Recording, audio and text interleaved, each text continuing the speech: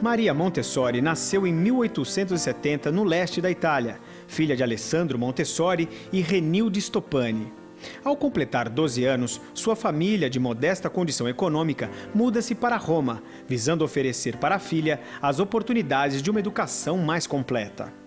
Aluna de uma escola elementar pública, Montessori não foi o que podemos chamar de aluna brilhante, mas a vivência na capital, rica de ideias novas e particularmente fascinante, fomentada pela reunificação da Itália e pela afirmação e desenvolvimento de novas instituições democráticas, fez com que Montessori adquirisse alguns aspectos que viriam a se juntar ao seu caráter forte e que a marcaria para sempre. Montessori foi a primeira mulher italiana a frequentar a Faculdade de Medicina. Em 1896, conclui o curso na Universidade de Roma, com tese na área de psiquiatria. Neste mesmo ano, engaja-se no movimento feminista e participa de vários congressos na Europa. Durante 12 anos, Montessori trabalhou como professor auxiliar na Clínica de Psiquiatria da Universidade de Roma, onde conhece os métodos de educação especial de Édouard Séguin e de Itard, e onde conclui que a questão das crianças anormais era mais pedagógica que médica. Frequenta os cursos de filosofia e psicologia experimental na Universidade de Roma. E ela foi levada então a uma sala para ver crianças e era uma sala completamente nua, porque as pessoas que cuidavam consideravam que as crianças destruíam tudo. E a pessoa disse que se sentia muito chocada, porque traziam para as crianças refeições e depois que eles comiam, eles se jogavam no chão, catando as migalhas de pão que tivessem ficado por ali. E a Montessori se deu conta que, na realidade, eles buscavam aquilo porque era a única coisa que eles tinham para manipular. E então selecionou algumas dessas crianças e levou para o atendimento na clínica e percebeu que elas tinham sim condição de aprendizagem, que na realidade elas, jogadas absolutamente sem estímulo, elas não aprendiam, mas que elas tinham condição de aprendizagem. E a partir disso ela começou a lutar pelo direito de todas as crianças terem uma possibilidade de aprendizagem, terem uma escola, instituições médico-pedagógicas que atendessem a essa escola. Essas crianças fizeram exames escolares iguais aos das crianças das escolas normais, das escolas tradicionais, e saíram muito bem nos exames. Aí a Montessori disse, bom, mas então o que há com as crianças normais? Provavelmente elas não estão sendo tão estimuladas quanto deveriam. Em 1904, trabalha na educação de crianças de uma creche para filhos de operários, do bairro de San Lorenzo, em Roma. 3 anos mais tarde, inaugura a primeira Casa dei Bambini, Casa das Crianças, que será o modelo das instituições montessorianas. A Casa dei Bambini foi, assim, uma explosão de novidades. E Montessori era bastante bem relacionada, ela era amiga da Rainha Margarita e consequentemente, que era uma das patronesses desse trabalho. E as pessoas começaram a visitar a escola e a se impressionar, porque quando Montessori fez o discurso inaugural da Casa dei Bambini, que ela dizia o que esperava e que na realidade não tinha nem muitos dados para esperar, era uma esperança, não era uma expectativa, as pessoas ficaram impressionadas, porque as crianças entraram nessa cerimônia de inauguração vestidas num uniforme, muito constrangidas, desconfortáveis, de mão dada, meio que caíram, choraram. E 3 meses depois as crianças estavam muito sociáveis. Então, isso despertava muita curiosidade, muitos comentários. E embaixadores começaram a visitar a escola e começaram a vir pessoas, inclusive, de fora, para conhecer a escola. Então, em 1909, Montessori promoveu o primeiro curso de pedagogia científica, né? E realmente tem uma influência muito grande, até porque Muitas das coisas usadas até hoje em educação infantil, embora Montessori não receba crédito por elas, na realidade são originárias do trabalho de Montessori. Em 1909, publica o livro O Método da Pedagogia Científica. Abandona o trabalho como médica e passa a se dedicar exclusivamente à pedagogia. As escolas públicas italianas e suíças adotam o método montessoriano. Começa uma série de viagens para a Itália, Estados Unidos, Inglaterra e Espanha, com o objetivo de divulgar suas ideias e capacitar professores. Em 1919, durante um encontro com professores em Londres, apresenta materiais pedagógicos específicos para crianças entre 6 e 11 anos. A seguir, é nomeada supervisora das escolas italianas. Em 1924, o ditador fascista Benito Mussolini concorda em dar suporte para as escolas montessorianas. Mas, 7 anos mais tarde, estas escolas são fechadas por se recusarem a apoiar o regime fascista. Maria Montessori sai da Itália e vai iniciar um período de viagens e estadias em vários países: Espanha, Inglaterra, Holanda e Índia. As escolas montessorianas disseminam-se por mais de 30 países. Em 1949, é publicado o livro Mente Absorvente. Em 1950, os livros A Formação do Homem, Para Educar o Potencial Humano e O que Você Precisa Saber sobre Seu Filho. Maria Montessori faleceu em 1952, na Holanda.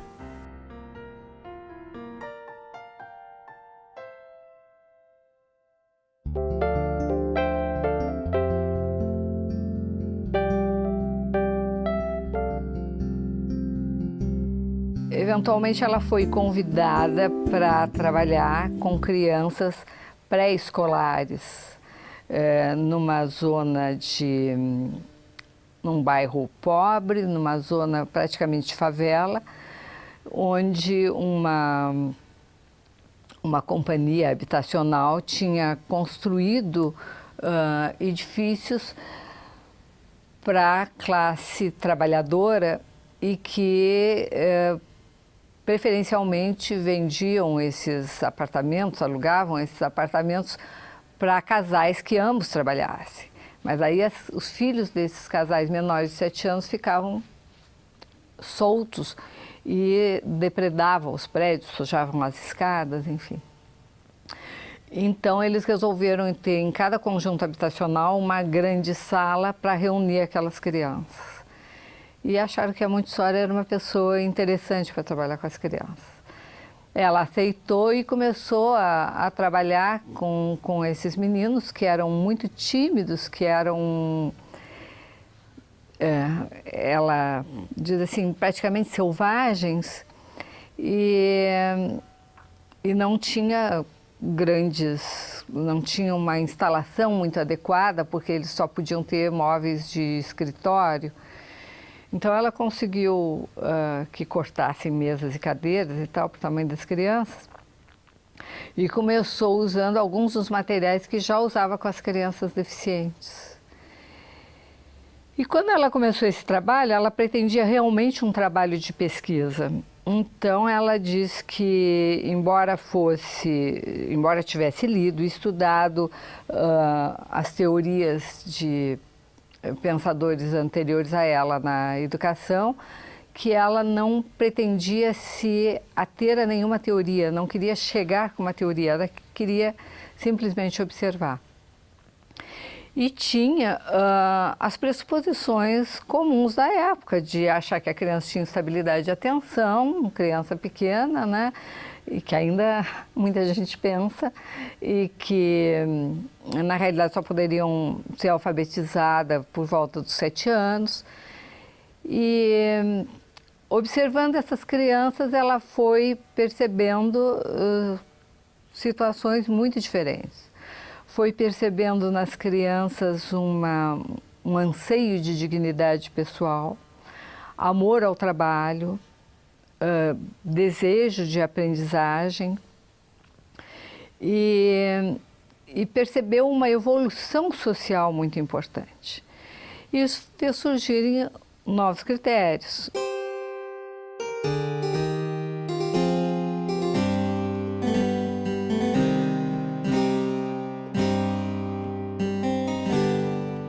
Um dos primeiros critérios, um dos primeiros conceitos que surgiu foi o conceito de normalização, que muitas vezes é muito mal interpretado. As pessoas pensam que a Montessori pretende adequar as crianças aos conceitos sociais existentes, né? E não, na realidade, o que ela considera é que se conseguirmos desbloquear as energias da criança, se conseguirmos modificar o ambiente de modo a que a criança tenha liberdade, seja muito respeitada, ela vai ser naturalmente gentil. Todas aquelas características que ela tinha descoberto. Ela considerou que o ambiente que ela tinha proposto tinha levado as crianças a ficarem normais, ou seja, gentis, naturalmente educadas, com amor ao trabalho.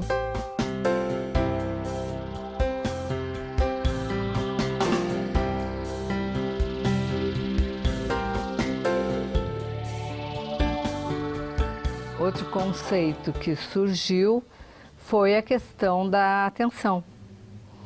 Um dos materiais Montessori são os encaixes sólidos, que são blocos de madeira com cilindros que são encaixados. São 4 blocos e os cilindros variam em 2 dimensões, né, grossura e altura, e essa variação é diferente em cada bloco.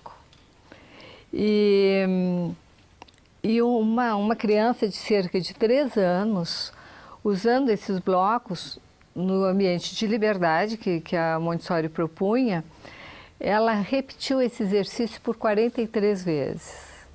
Montessori, inclusive, movimentou a criança, trocou de lugar e ela continuou fazendo o exercício até terminar e ficar assim, né, com uma aparência relaxada, segundo a Montessori, assim como quem despertou de uma soneca tranquila.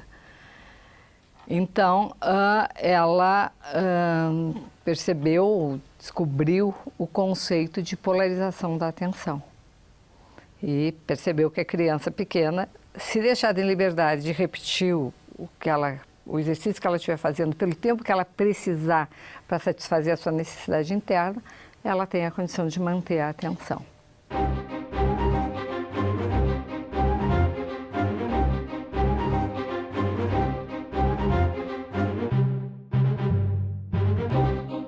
Além desses 2 conceitos, Montessori, a partir deles, estabeleceu claramente o conceito de ambiente. Porque o que ela percebeu? Que foi o ambiente proporcionado àquelas crianças que fez com que aparecessem essas características. O mais importante é a liberdade da criança, a oportunidade de escolher com o que quer trabalhar e por quanto tempo quer trabalhar com aquilo. A criança não deve ser interrompida.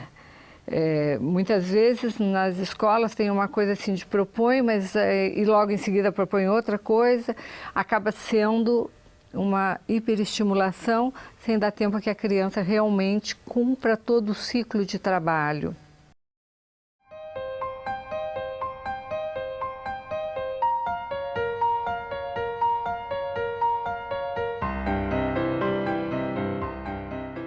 Aconteceu na casa dei Bambini que as crianças...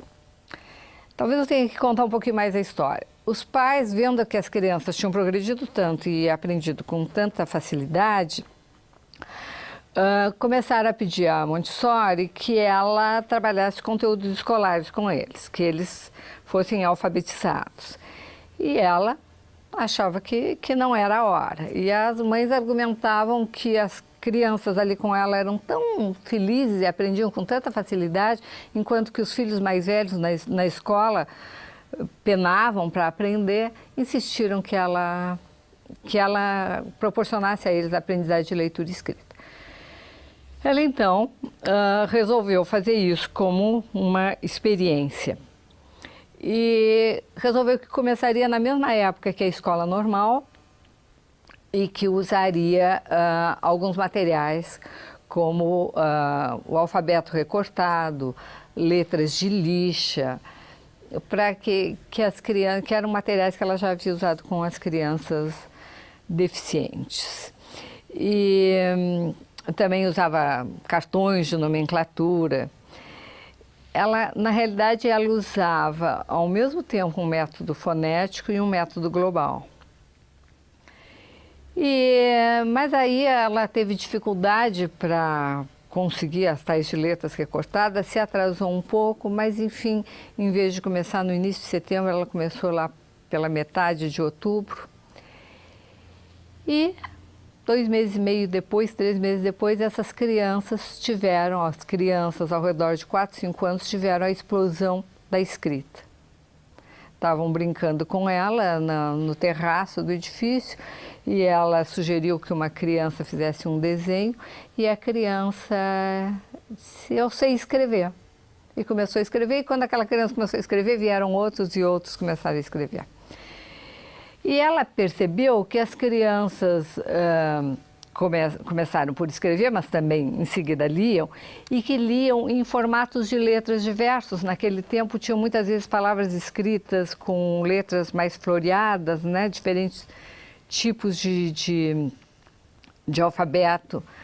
E as crianças conseguiam abstrair aqueles detalhes floreados das letras e liam em outras letras, não apenas nas letras simples que ela tinha recortado. E ela se deu conta, então, que as crianças tinham uma forma de abstrair as informações do ambiente diferente da forma do adulto. E esta forma é uma mente absorvente, ou seja, a criança encarna aquela informação, incorpora aquela informação sem mediação de raciocínio, sem esforço lógico. Esse é um conceito extremamente importante, extremamente moderno e que absolutamente não era conhecido. Não era conhecido até porque as crianças não eram observadas nessas condições. Então, elas não tinham, isso não surgia, não aparecia.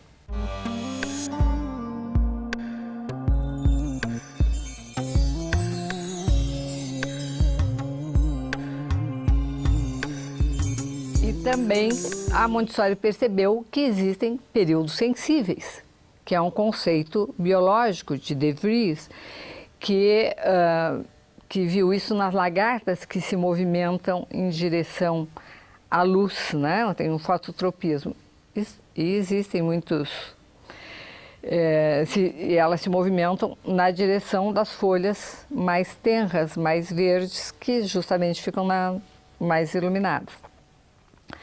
E então Montessori usou o mesmo conceito para descrever que as crianças, em determinados momentos da vida, estão especialmente voltadas para determinadas informações que correspondem à sua necessidade de desenvolvimento.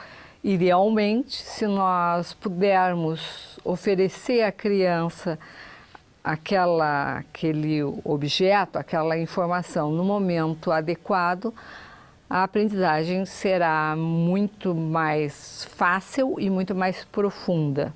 É um conceito extremamente importante e que, na realidade, implica na liberdade. Porque se nós temos um currículo pré-determinado, nós estamos partindo de uma perspectiva de adulto. Porque, na realidade, assim, uma classe homogênea nunca é realmente homogênea.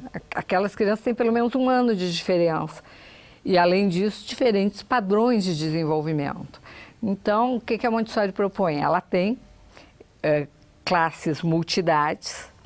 Então, numa classe para uma criança de 3 a 6 anos, tem uma gama de materiais que são adequados àquela idade, mas tem muito mais versatilidade, muito mais variação, muito mais oportunidade de cada criança procurar o que é necessário para si naquele momento.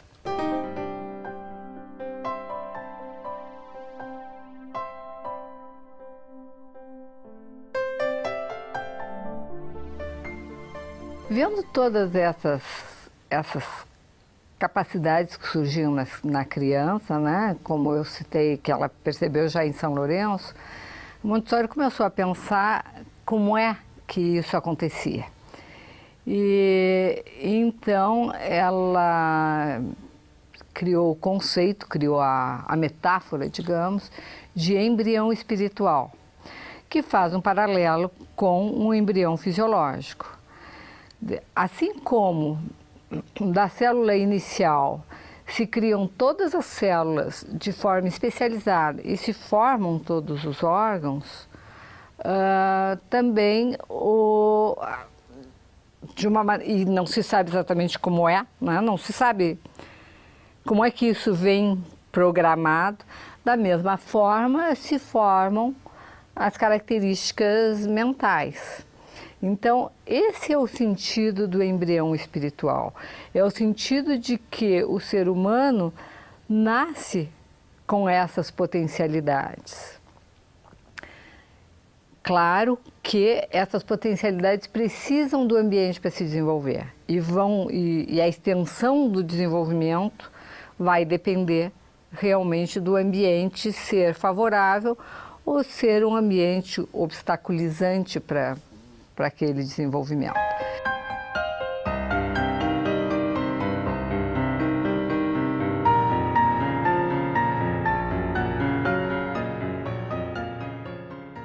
Então, eu acho importante frisar que esse conceito de embrião espiritual é um conceito biológico, né, que faz um paralelo com a biologia. Montessori, naquele momento, pensava que isso se desenvolvia a partir do nascimento. Atualmente, nós sabemos que já existe antes do nascimento, mas a forma como se desenvolve, como surge, é a mesma. E efetivamente não se pode saber exatamente o momento em que isso acontece. A gente sabe já que a criança intraútero reconhece a voz da mãe. Para a criança reconhecer a voz da mãe, ela precisa ter posto atenção, precisa ter funcionado a atenção para ela reconhecer. Precisa, logo depois de ter colocado atenção, ela precisa julgar, fazer uma comparação. Porque ela seguramente ouve a voz da mãe, ouve a voz do pai, ouve a voz de outras pessoas que estão no ambiente intraútero, né? E para saber se é voz da mãe, não voz da mãe, é um julgamento feito em cima de uma comparação, que é uma atividade, uma função da inteligência. Estas potencialidades se formam pelo exercício, é o conceito atual de psicologia e de neuropsicologia, uma combinação entre estrutura e função. O coração vai batendo e se formando, né? E da mesma maneira, a mente vai funcionando, até mesmo com a formação do corpo, com o aparato fisiológico, por exemplo, da audição, que é o primeiro sentido que funciona, pelo menos o primeiro sentido da distância. A gente não sabe exatamente como é que fica em relação a tato, né? Mas os conceitos são formados já intraútero, por exemplo, né? Dentro, fora, a criança forma intraútero botando o dedo na boca. Não tem palavras, não tem conceitos, mas tem a experiência do conceito, a experiência corporal. Então, Montessori percebeu isso e percebeu a importância do ambiente, da liberdade da criança no ambiente para construir essas funções mentais. A criança não é ensinada, ela constrói. Tudo desde este princípio.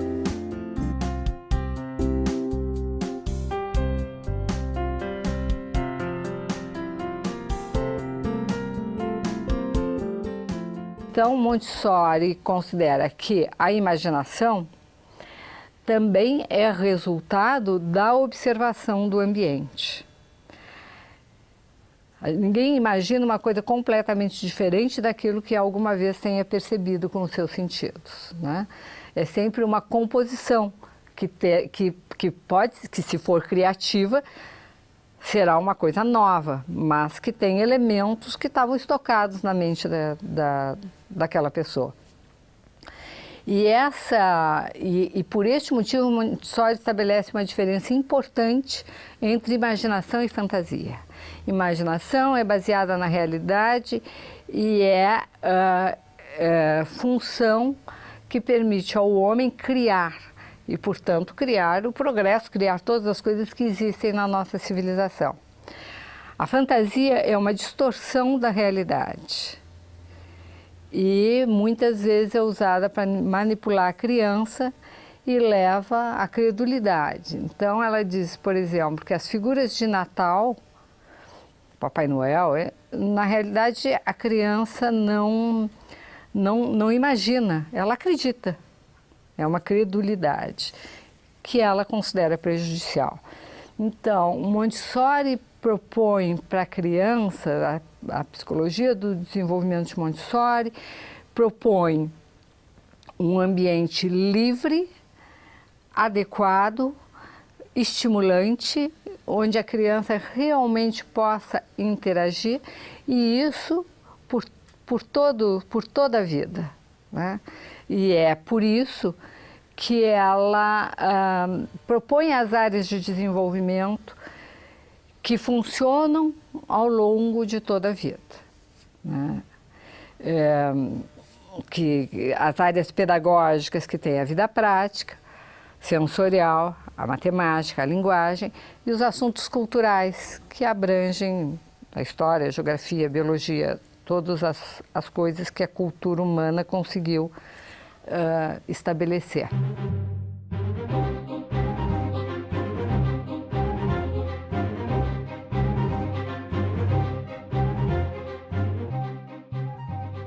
Então, Montessori propõe essas áreas para todo o período de desenvolvimento. Montessori, como muitos outros autores, ela considera planos de desenvolvimento.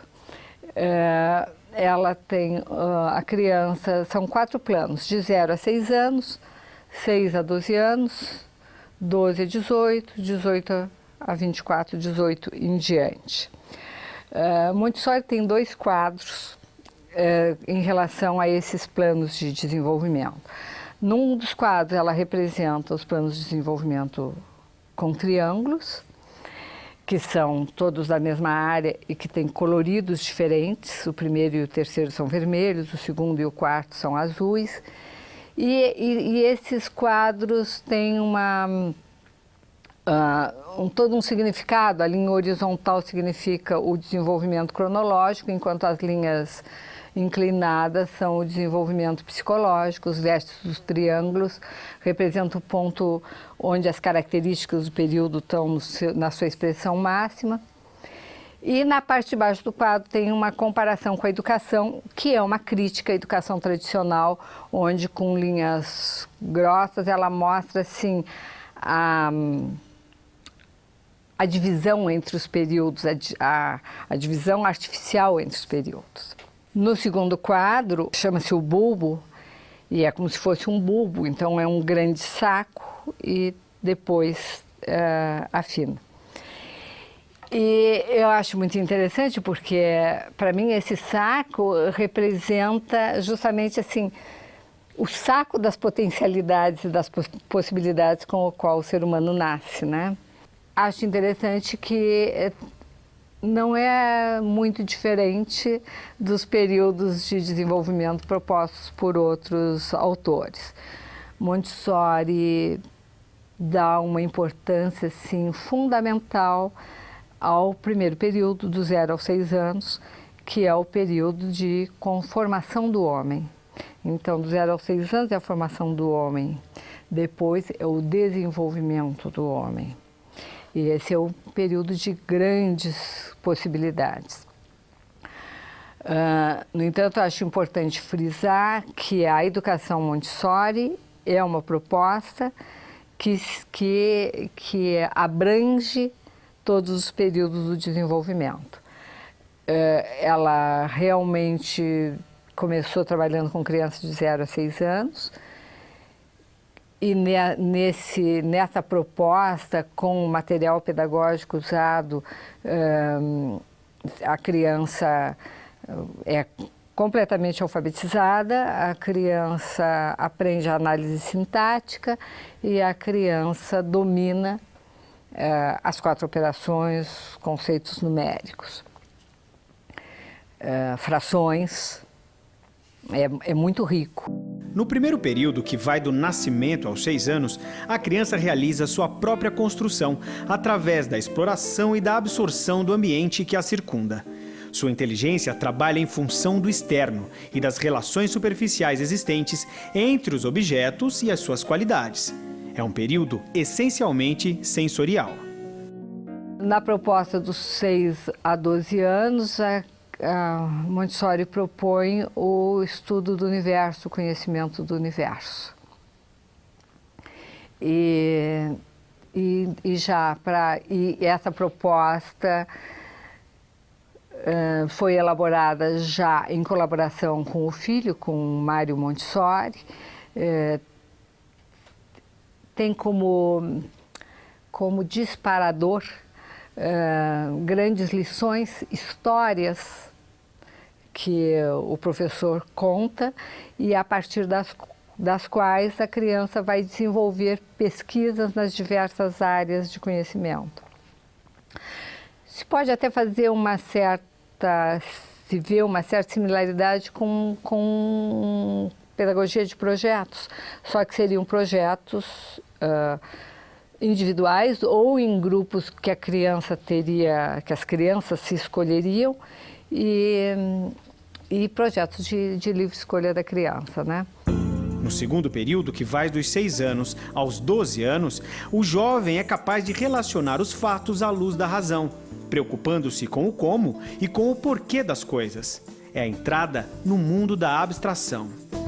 E na adolescência, Montessori já propõe uma integração da criança, uma vivência com o mundo do trabalho, de uma forma naturalmente adequada, protegida, especial, mas que a criança já tenha uma percepção de como é que funcionam as relações econômicas e como é que ela pode colaborar na sociedade.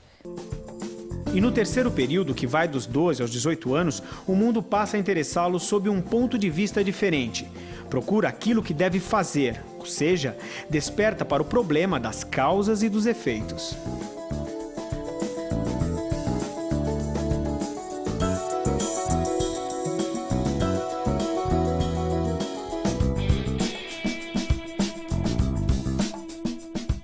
Quando ela começa trabalhando com a criança de 6 a 12 anos e com a educação cósmica com a possibilidade da criança imaginar coisas que não estão tão perto dela, né? Ter ultrapassado a necessidade sensorial, a intenção é de que a criança consiga perceber o seu papel no mundo, né? E qual é a posição do homem no mundo. E aí ela começa trabalhando com as necessidades fundamentais que são universais. Todo mundo precisa comer, todo mundo precisa se abrigar, todo mundo precisa se vestir. E trabalha necessidades materiais e necessidades espirituais. E as tendências naturais, que são as tendências para a satisfação dessas necessidades. Especialmente atenção, exploração, orientação, organização, e que também são universais. Agora, a forma de satisfazer essas necessidades depende do ambiente, então varia. Todo ser humano constrói abrigos, mas os abrigos são diferentes se a pessoa mora num país frio ou num país quente, na beira de um rio ou no alto de uma montanha. Esse estudo das necessidades, da forma de satisfação das necessidades, embasa a história e a geografia. E já começa com as crianças pequenas, onde na geografia, por exemplo, as crianças têm os mapas de quebra-cabeça dos continentes E aí vão estudar quais são os animais de cada continente, quais são os povos que vivem, quais são os tipos de abrigos. E isso, na realidade, é muito importante para a construção da paz. Porque, então, em vez de partir do outro é diferente de mim, e eu, então, me sinto desconfortável, desconfiado em relação àquilo que não conheço, se parte daquilo que é parecido. Quer dizer, quando se vai trabalhar o Japão com uma criança, é muito interessante vir com o que tem de tão diferente, mas nós temos que começar pelo que temos de semelhante, para estabelecer a empatia.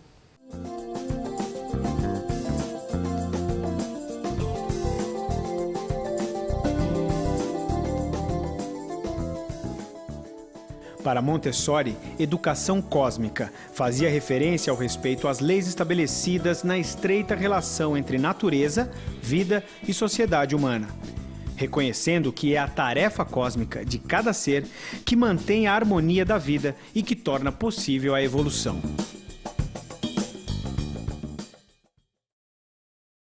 Inicialmente, as pessoas pensavam que educação cósmica era o nome do currículo para crianças de 6 a 12 anos.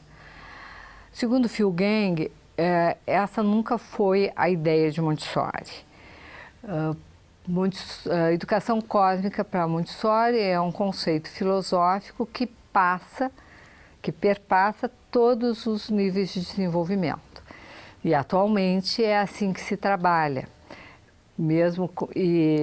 e digamos assim, embora muitas vezes se possa encontrar nas escolas assim, uma estante de educação cósmica, onde tem linhas do tempo, onde para crianças pequenas tem exercícios que se mostra os elementos, a terra, o ar, a água.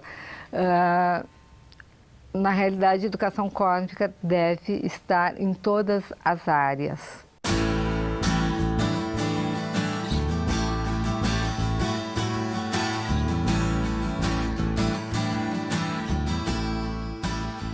Então, do ponto de vista técnico, a neuropsicologia, a psicologia atual confirma o conceito Montessori do embrião espiritual, a metáfora que ela usou, no sentido de que realmente se sabe que vai se formando junto a função e a estrutura. E também assim, a autoconstrução do ser humano, a autoconstrução do conhecimento, a ideia do ser humano como um caso biológico, é exatamente o que Varela e Maturana apresentam com o conceito de autopoiese e toda esta visão de situações que ocorrem no ser humano e que ocorrem também em outros seres animais de forma semelhante. Atualmente, é acreditado, especialmente nos Estados Unidos, assim, que se partirmos do entendimento neuropsicológico, o sistema de educação que pode levar a uma educação universal, a que realmente todas as crianças aprendam como têm o direito de aprender, é o sistema Montessori. Então, realmente é muito importante que o sistema Montessori seja disseminado no Brasil, seja alcançado especialmente a população mais pobre, que tem mais dificuldades de inserção na escola, tal como ela está organizada atualmente.